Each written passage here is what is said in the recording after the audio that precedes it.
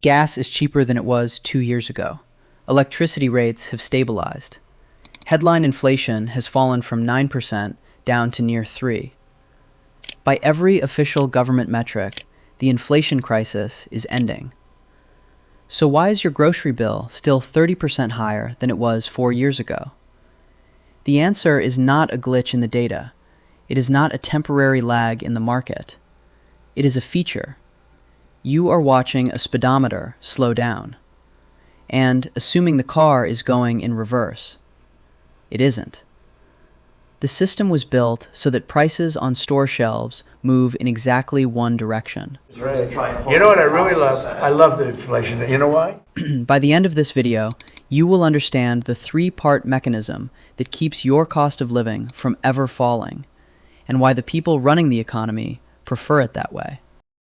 Ask a central banker why prices must always rise, and they'll give you a number. 2%. Not 0. 2. 2%. 2%. 2% top. Most people assume economists calculated this after decades of research. They didn't. In 1988, New Zealand's inflation had just dropped below 10% for the first time in years. A television reporter asked Finance Minister Roger Douglas if he was satisfied. He wasn't. He said he wanted inflation between 0 and 1%. It was a completely off-the-cuff remark. There was no target, no model, no plan. But the Reserve Bank of New Zealand's governor, Don Brash, had to turn that comment into policy. His team added a small margin for measurement error. 0 to 2% became law in New Zealand's 1989 Reserve Bank Act. Stop. Read that again. The number that shapes your purchasing power for life was inherited from a live TV interview. Central banks in Canada, the UK, and eventually the US Federal Reserve copied it within a decade. But why not 0? That answer explains everything that happened next, and why deflation still terrifies every central banker alive. Because of 1979. Inflation hit nearly 15%. Federal Reserve Chairman Paul Volcker raised interest rates to 20%. Mortgages hit 18%. Car loans crossed 21%. Homebuilders mailed pieces of 2x4 lumber to the Fed's headquarters, proof nobody needed wood because nobody was buying houses. Auto dealers mailed him the keys to unsold cars. One lumber dealer in Mississippi sent a small coffin. Volcker broke inflation. He also triggered back-to-back recessions and pushed unemployment past 10%. Here's the detail history forgets. Even after 10 million people lost their jobs, the prices that had risen through the 1970s stayed exactly where they were. Central banks learned a lesson they have never unlearned. Deflation is treated as an existential threat to a debt-based economy. So the target is set to guarantee prices never fall. A number picked off the cuff on live television became the law that governs your paycheck for the rest of your life. But a target only explains why prices rise slowly. It doesn't explain why they jump, and then simply never come back down. When a 2% floor is guaranteed, it gives corporations cover. Economists call it excuseflation. To raise prices without backlash, a company needs an excuse: a pandemic, a shortage, a war. In 2021, the wholesale cost of chicken wings jumped 125% in a single year. Wingstop's own CEO told investors on an earnings call that the chain began to push price, and got zero pushback from customers. Here's what nobody tells you next. What happened when the wholesale price crashed back down? By 2023, wholesale wing costs had fallen by more than half. Wingstop's menu prices didn't move. The company told investors it was still guiding toward 2 to 3% price increases a year. The shortage ended. The price increase became permanent. This isn't a theory economists made up after the fact. Two researchers at UMass Amherst, Isabella Weber and Evan Wasner, studied it directly. They found corporate profit margins hit a record 13.5% in the second quarter of 2021 alone, far more than rising costs alone could explain.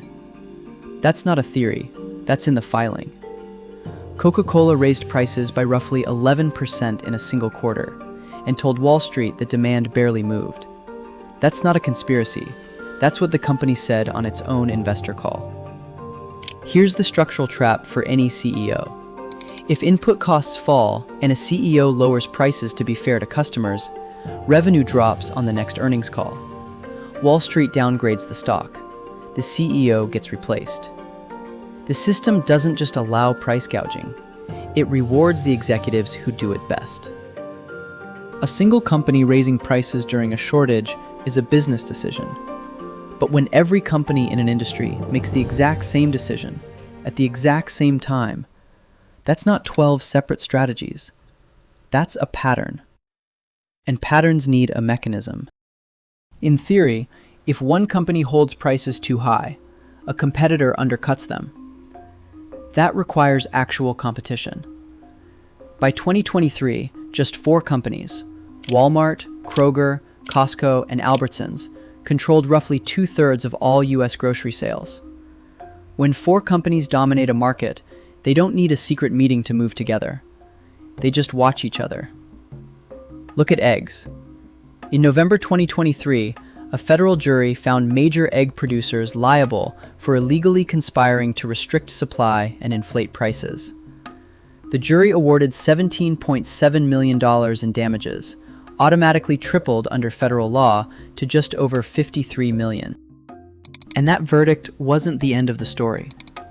It happened again. In June 2026, the Department of Justice and 17 state attorneys general filed a fresh antitrust case, this time alleging the same producers had coordinated to manipulate a daily industry price benchmark between 2022 and 2025. The companies settled. They paid $3.3 million combined and donated 53 million eggs to food banks. And here's what nobody says out loud. $3.3 million is a rounding error against years of inflated egg prices nationwide. When the penalty for price fixing is a fraction of 1% of the profit it generated, the fine isn't a punishment. It's a cost of doing business. Now the mechanism is going real time. Walmart is rolling out digital shelf tags across thousands of stores, prices that update centrally in seconds nationwide.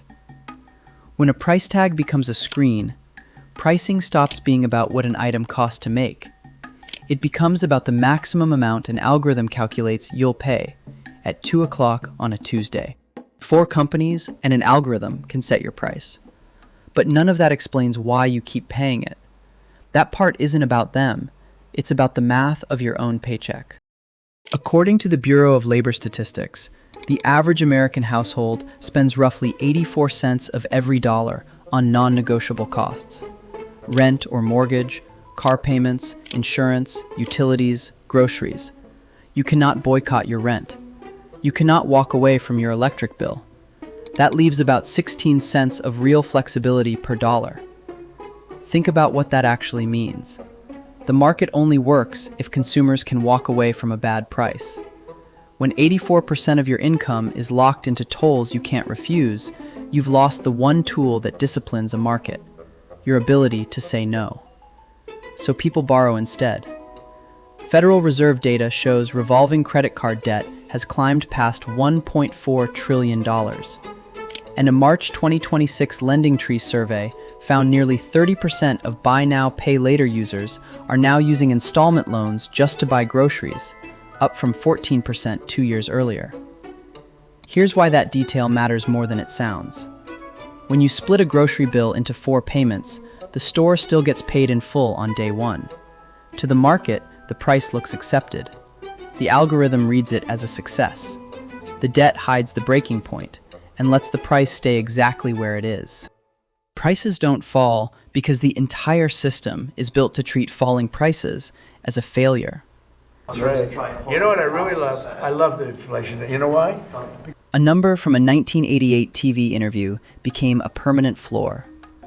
Corporations turned temporary shocks into permanent margin. 4 companies replaced real competition with an algorithm. And consumer debt now hides the moment where people would otherwise say no. Go back to that speedometer. It was never broken.